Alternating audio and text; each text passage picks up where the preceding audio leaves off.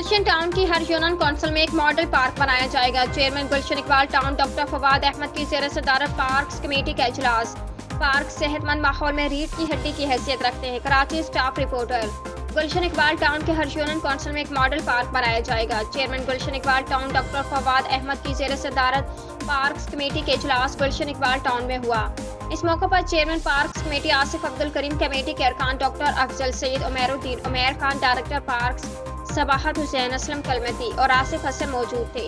Doctor Fawad Ahmad نے کہا کہ پارکس خوشگوار ماحول کے لیے ریڑھ کی ہڈی کی حیثیت رکھتے ہیں، جہاں شہری سکون اور تفریح کے لیے آتے ہیں۔ پارکس کو کمائی کا ذریعہ نہیں بنایا جائے گا۔ جلدی پارک کی تزئین و آرائش مکمل کر کے ان کا افتتاح کیا جائے گا۔ جن پارکس میں جھولے اور پرندے ہیں، پارکس کمیٹی ان کا جائزہ لے کر اپنی سفارشات پیش کرے گی۔ ایک ماڈل پارک میں منی زو بھی بنایا جائے گا۔ تمام ماڈل پارکس میں فلاور شو منعقد کروایا جائے گا اور موسم میں بہار سے پہلے ماحولیاتی آلودگی کم کرنے اور موسمیاتی تبدیلیوں کے اثرات سے شہر کو بچانے کے لیے بڑے پیمانے پر درخت لگائے جائیں گے۔ اسکولوں کے طلبہ کو بھی درخت لگانے کی مہم میں شامل کیا جائے گا۔